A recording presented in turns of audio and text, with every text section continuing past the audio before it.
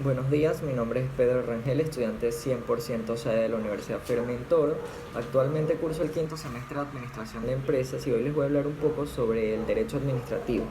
Esta es la primera evaluación presencial de la asignatura de Derecho Administrativo, es la unidad 1.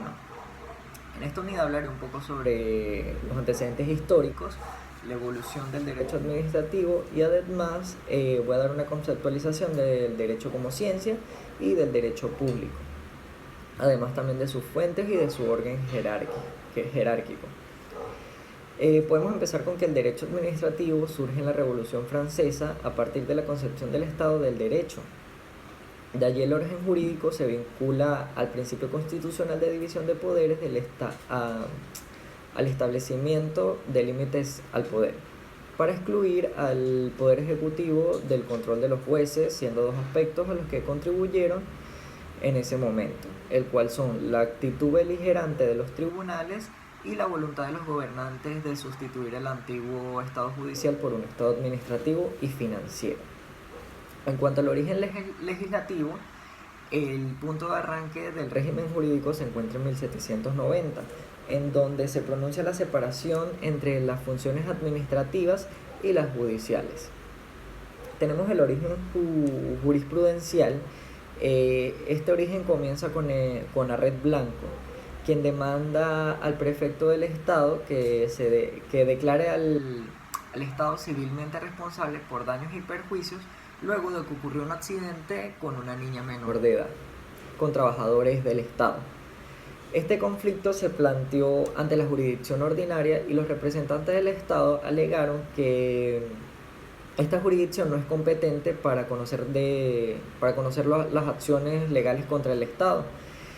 Del fallo antes mencionado, el Consejo del Estado francés establece los siguientes aspectos: el derecho administrativo y la inaplicabilidad del derecho común. También debemos conocer la diferencia entre el derecho público y privado, empezando por el derecho público. El derecho público es un conjunto de normas jurídicas que regulan la relación del Estado y de los particulares. También existe el derecho privado, que es el conjunto de normas jurídicas que regulan la relación entre particulares entre sí. Ahora bien, para seguir con el tema debemos conocer las definiciones de cada término relacionados con el derecho administrativo. Tenemos el criterio legalista.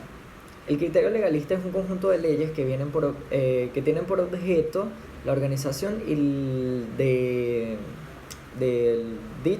la propia definición. También tenemos el criterio de los servicios públicos, que es un conjunto de reglas que son relativas a los servicios públicos. Tenemos el derecho constitucional, que tiene por objeto el régimen de las organizaciones políticas del Estado, la distinción entre las ramas del poder público y las reglas de sujeción a las cuales son investidos los titulares de las diversas funciones jurídicas del Estado. También tenemos el derecho penal, que es la rama del derecho público interno que contiene las normas relativas a los hechos punibles y las sanciones que se pueden aplicar a quienes resulten culpables. También hablamos de del llamado derecho penal administrativo, que está constituido por un conjunto de normas que establecen sanciones para los casos de inobservancia de las normas administrativas. Por último, tenemos el derecho civil, que acá existen materias que son objeto de común estudio del derecho administrativo y del derecho civil, principalmente el régimen de las personas jurídicas y de los bienes de dominio público. Con respecto a las fuentes del derecho administrativo, tenemos que son aquellas que enmarcan la aplicación de las leyes y normativas administrativas que dan sentido a la implementación de estos principios de ley.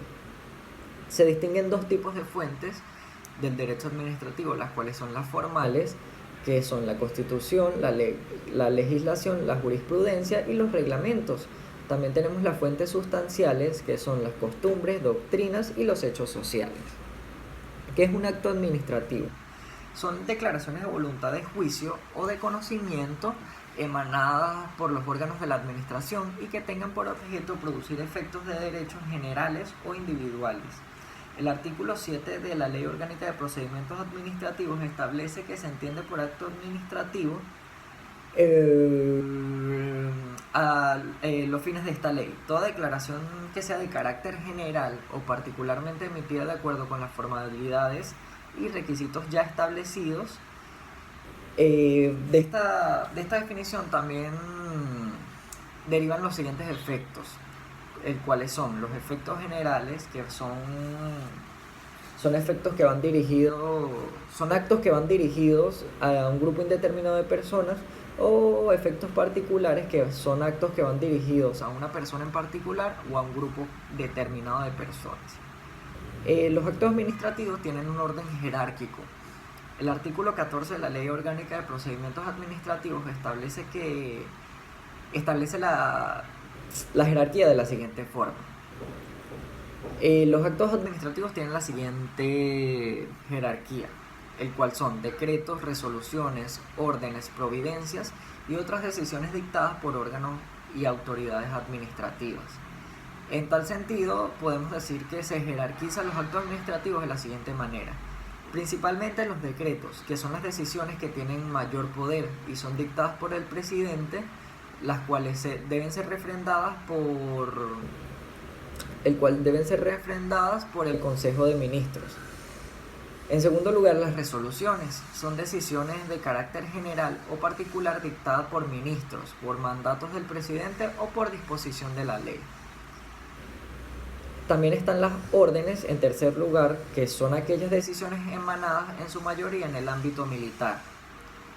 Están las providencias administrativas en cuarto lugar, que son las decisiones de los órganos y entes públicas que no revisten el carácter de decreto o resoluciones. Estas decisiones son emitidas en su mayoría por los entes descentralizados, tales como institutos autónomos, las funciones del Estado y las universidades públicas, entre otros. Por último, otras decisiones son aquellas que emanan de los órganos y entes públicos en cualquier fuera su denominación. Esta fue toda mi exposición, espero que les haya gustado.